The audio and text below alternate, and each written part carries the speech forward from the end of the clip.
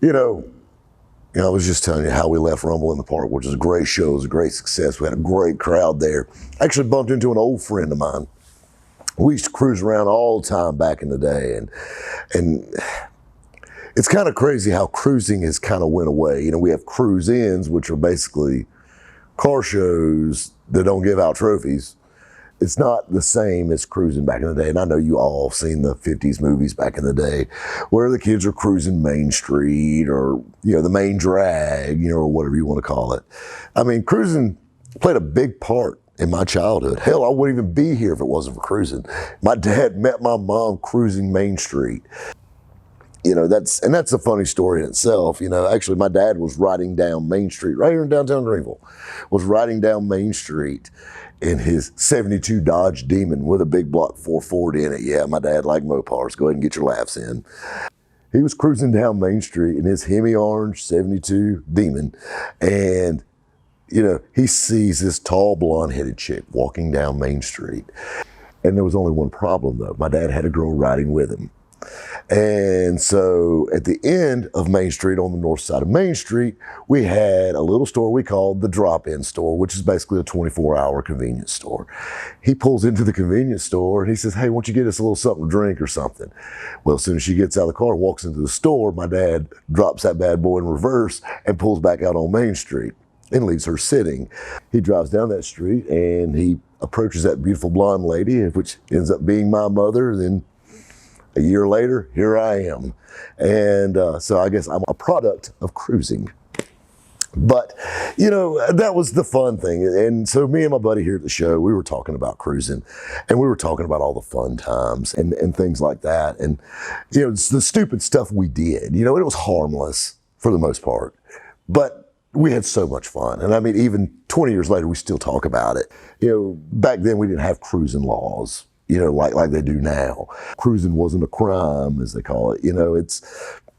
It was just kids that gathered up about 8:30, 9 o'clock on a Friday, Saturday night, and just kind of riding in circles, and seeing what's around.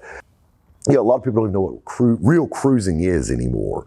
I guess the best way to sum up cruising is kind of like Tinder on four wheels if you played your cards right. But I mean, it was almost like it's like a rite of passage for teenagers. You had your high school sticker in your back glass so they knew what school you went to, and you're cruising around, and we got high schools on every corner here in Greenville. So you had all these different genres. You had all the redneck FFA guys that went to this high school, and you had all the yuppies that went to this high school, and you had all the stoners that went to this high school, and you had this bunch over here that went to this high school, and it was just all of us mixed together because every high school had a car crowd there. I went to Wade Hampton High School right here in Greenville, and I was the car crowd. I was that guy, riding around in my GT Mustang or the Trans Am even, and that was the fun stuff. And some of the silly stuff people did, like riding around in this 6'4". It's literally, you cannot. Every time I walk past this car, cruising down the street, and my 6'4" instantly pops in my head. But it's not even about the song. It's about just the cruising. I mean, could you imagine riding around in this thing, back in the day, or having fun cruising around with it on air ride, been in a corner on 3? I would probably, let's don't think what I would probably been doing. I shouldn't tell you that. But anyway, needless to say, we cruising was a lot of fun though. We had a lot of fun cruising. It blew my mind. Like me and he was talking about, I said, can you believe that random girls would just jump in our car? Because we had a cool car. We didn't know them from anybody. And they would just get in your car. Hey, you got a nice car. And just get in the car with you. And nobody got hurt. Nothing. Nobody made the news. Nobody wound up face down dead in a ditch or anything like that. I mean, like everybody went home that night, and it blows my mind how much the world has changed. I mean, now if you did that same thing, oh my God, murder on Main Street or something like that. So that just shows you how much the world has changed. And it wasn't even that long ago. Hell, I'm not that old. Fun. It was fun growing up in that time. And it was fun cruising around because you met some interesting characters, and that's the thing. So you had all the different guys from the different high schools. So you had the guys with the mud-covered four-wheel drive trucks riding around. And then you had the guys with the poor boy sports cars, us with the Mustangs and the Trans Ams. And you always had that one douchebag that his dad let him drive his Corvette. And you always had, those guys riding around. And we even started seeing some of the import guys. They were the minority, was the import guys. Which is really funny to add to this story is there was one guy in particular. He was one of the coolest import guys I ever met. Me and him have been good friends. We're still good friends this day, and ended up being a major influence in the whole tuner movement. I mean, this guy's a huge name in it, and I'm not going to throw names or anything like that. But, anybody that grew up around Greenville knows who this guy is. But anyway, like I said, this guy's worked for some of the biggest tuner magazines and shows, and he's at SEMA and all this stuff. And he was doing this before it was cool, before Fast and Furious, before any of that. He was rocking an Integra when it was still like your girlfriend's car. Sorry, Ben. But, and that was the fun part about this. That was the fun thing about Cruisin. It was harmless though. Really think about it. Like the worst thing we did was burn a lot of gas, just riding around. Everybody talks about, I wonder what our kids are doing. They're out doing this and God knows what. They knew what we were doing, riding around in a circle in a 3-mile stretch. How much trouble could you possibly get into running 10 miles an hour at most? Come to think about it, actually, you can get in a lot of trouble because I actually met my first wife cruising. So that's a bad reference there. But anyway, cruising was a lot of fun. Like there was this guy, and we were talking about him actually just yesterday, me and my buddy Johnny was. There was a dude there that had an S10 truck and had power windows in it. Probably one of the only S10 trucks I've ever seen in my life, like a square old style S10 with power windows in it. And he wired up the power window motors in series. The power window motors were 24 volt. So you bump the switch, it was like a guillotine when the windows come up or go down. Like there was no in between, it was either up or down. And it almost shattered the damn glass when you rolled it down.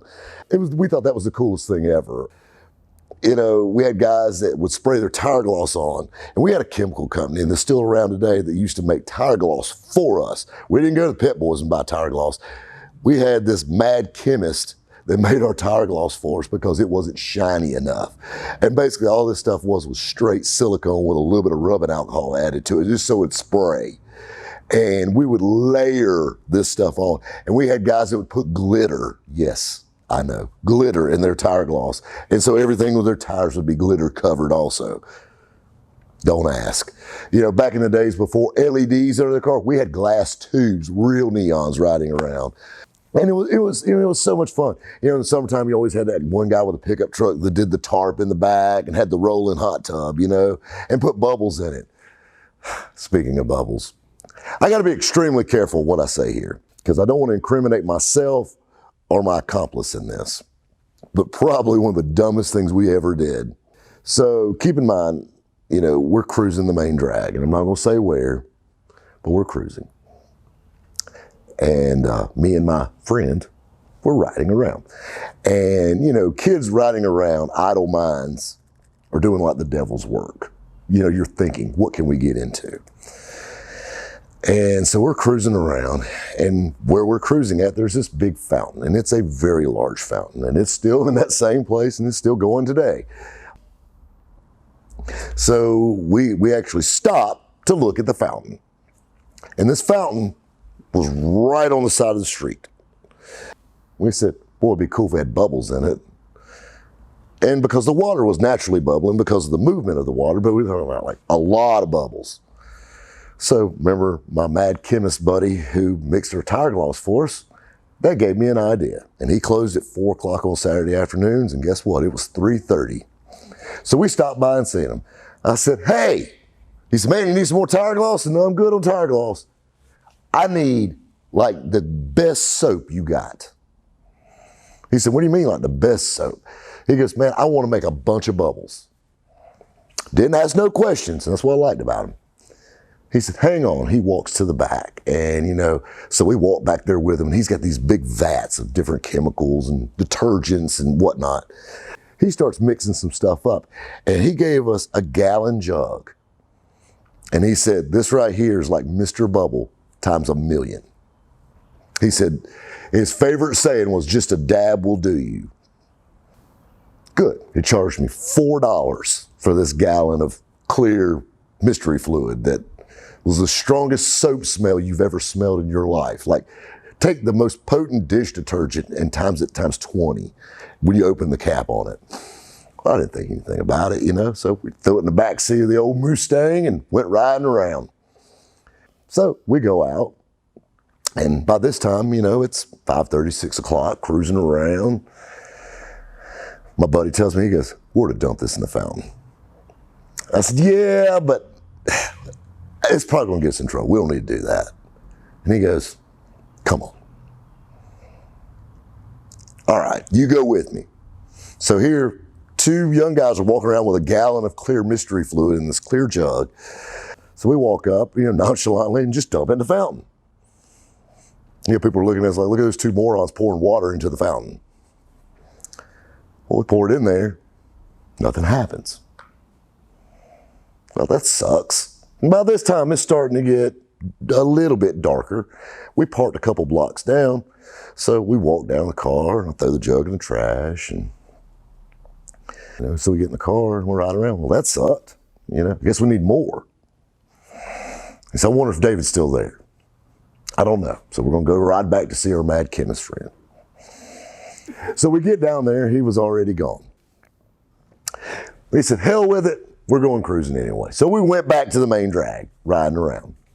So we turn on the main street, we're riding down, and then we see it. It was like a volcano of bubbles pouring out of this thing. And it's one of those fountains that do like that. So it's like bubble, bubble, bubble, bubble, bubble. And bubbles are running out and running out into the street. We were cruising through bubbles. The police were out there trying to figure out why this thing was bubbling over. And I mean, just bubbles going out into the streets. And I mean, just like there's pictures, and I tried my best to round them up. I actually made a few calls this morning, and nobody has it, but me and my buddy were talking about this. And they're like, man, I would love to have that picture, because there's actually a picture of my Mustang with like damn bubbles to the door handles, just running through bubbles on Main Street. Because this thing was just foaming bubbles out. And, you know, keep in mind, this crazy concoction he came up with was like some super potent dishwasher detergent or something. So we cruised through bubbles that night, and that was the big laugh of the night. But I mean, it was all in good fun, except for the next day. I actually used to date the girl that worked at a little restaurant that was right in front of the fountain. She said, you do not realize how much trouble whoever they catch, whoever messes with that fountain is going to get into. I said, oh, really? What's that? She said, they flushed this thing 5 times and it's still pumping bubbles out. So needless to say, I didn't take no credit for that. My buddy didn't either. But you know what? It made for some good laughs. It made for a wild night. It messed up my wash job, but it was all worth it, because Saturday night my car was back home, clean in the garage, went back out to do it all over again. Guys, we'll catch you next time at Rabbit's Used Cars. Well, we get down there and he was already gone.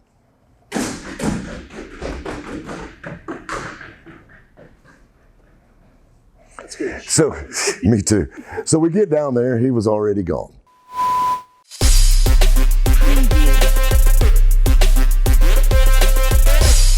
Take you back To the good old days.